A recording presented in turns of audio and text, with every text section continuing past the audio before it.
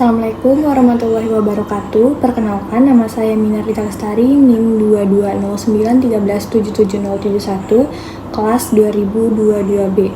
Pada kesempatan kali ini, saya akan mempresentasikan hasil esai saya dengan judul Analisis SWOT dalam Pengambilan Keputusan Kebijakan Publik Studi Kasus Desa Wisata Berkelanjutan Kabupaten Banyuwangi. Next slide, yaitu gambaran singkat kasus. Desa wisata adalah wilayah pedesaan yang dikembangkan karena memiliki karakteristik alam yang menarik serta kehidupan sosial dan budaya yang unik.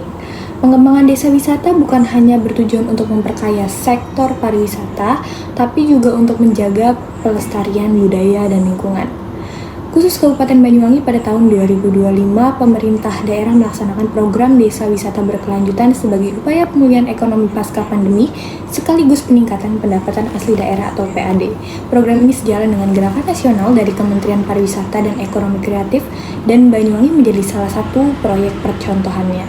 Salah satu keberhasilannya dapat dilihat pada Desa Taman Sari yang meraih sertifikasi Desa Wisata Berkelanjutan 2025 sebagai bukti bahwa kolaborasi antara budaya, lingkungan, dan ekonomi dapat menciptakan pariwisata yang berdampak positif bagi masyarakat. Slide selanjutnya yaitu penjelasan alternatif A dan B. Jadi dalam studi ini terdapat dua alternatif kebijakan utama yang menjadi bahan pertimbangan. Alternatif pertama atau alternatif A berfokus pada pengembangan infrastruktur fisik seperti jalan, fasilitas wisata, dan transportasi. Tujuannya adalah meningkatkan aksesibilitas dan kenyamanan wisatawan, memperbaiki citra desa wisata, serta membuka lapangan kerja baru. Contoh penerapan serupa dapat dilihat di Desa Wisata Pujon Kidul, Kabupaten Malang, di mana pembangunan infrastruktur meningkatkan jumlah wisatawan hingga 30% per tahun. Sementara itu, alternatif kedua atau alternatif B berfokus pada penguatan kapasitas masyarakat lokal melalui pelatihan, promosi digital, serta kemitraan dengan UMKM. Alternatif ini menekankan pemberdayaan masyarakat agar mereka memiliki keterampilan dalam mengelola pariwisata secara mandiri. Peluang yang ditawarkan sangat menjanjikan karena dapat melahirkan produk wisata yang khas, meningkatkan daya saing desa, serta memperkuat kemitraan ekonomi lokal. Oke, slide selanjutnya yaitu analisis SWOT dari alternatif A maupun alternatif B. Melalui analisis SWOT ini, kedua alternatif menunjukkan kekuatan dan tantangannya masing-masing. Untuk alternatif A, dari sisi kekuatan, alternatif ini meningkatkan aksesibilitas dan kenyamanan wisatawan, membuka lapangan kerja baru, serta memperbaiki citra desa wisata. Namun, ada kelemahan dari alternatif ini, yaitu dibutuhkan dana yang besar, kemudian beresiko juga merusak lingkungan jika dikelolanya tidak dengan hati-hati dan kurang memberdayakan masyarakat lokal secara langsung. Untuk peluangnya, infrastruktur yang baik dapat menarik investor, meningkatkan jumlah wisatawan, serta mendukung pertumbuhan UMKM lokal. Sementara ancaman dari alternatif A ini yaitu kerusakan akibat bencana alam, kurangnya pemeliharaan fasilitas, dan pembangunan yang tidak sesuai dengan karakter budaya lokal yang dapat malah mengurangi daya tarik wisatawan. Selanjutnya alternatif B yaitu penguatan kapasitas masyarakat lokal.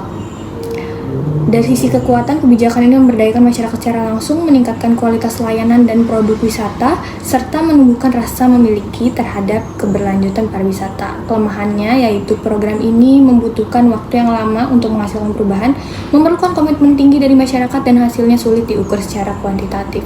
Namun dari sisi peluang, pendekatan ini dapat melahirkan produk wisata yang khas, memperkuat kemitraan dengan UMKM dan pihak swasta, serta meningkatkan daya saing desa wisata.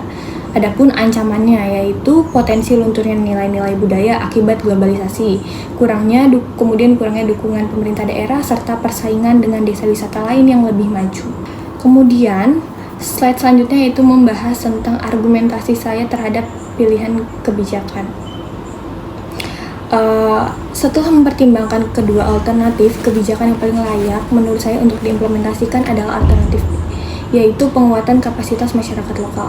Dari sisi akademis, kebijakan ini Kebijakan ini selaras dengan prinsip pembangunan berkelanjutan yang menekankan keseimbangan antara aspek sosial, ekonomi, dan lingkungan. Sementara itu, pendekatan ini juga sejalan dengan teori Community Based Tourism atau CBT oleh Goodwin and Santilli tahun 2009 yang menekankan pentingnya keterlibatan masyarakat dalam pengelolaan pariwisata. Secara praktis, penguatan masyarakat terbukti lebih efektif sebagaimana terlihat pada desa wisata Osing Kemiren di Banyuwangi. Desa ini berkembang pesat melalui pelatihan, pelestarian budaya, dan pengolahan wisata oleh masyarakat sendiri. Strategi ini bukan hanya menciptakan wisata yang berdaya saing, tetapi juga menjaga nilai-nilai lokal dan mendorong kemandirian ekonomi desa. Selanjutnya, yaitu refleksi sebagai penutup. Dapat disimpulkan bahwa analisis SWOT berperan penting dalam proses pengambilan keputusan kebijakan publik. Melalui analisis ini, keputusan dapat dibuat berdasarkan data dan kondisi nyata, bukan sekedar asumsi.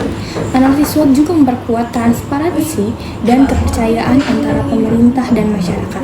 Dalam konteks tata kelola pemerintahan, pendekatan ini mendorong partisipasi publik sehingga kebijakan yang dihasilkan lebih efektif dan berkelanjutan. Dengan demikian, pembangunan desa wisata di Banyuwangi dapat menjadi contoh nyata bahwa kolaborasi antara pemerintah dan masyarakat adalah kunci menuju pariwisata yang inklusif dan berdaya tahan. Baik, sekian presentasi dari saya. Kurang lebihnya mohon maaf. Terima kasih atas perhatiannya. Wassalamualaikum warahmatullahi wabarakatuh.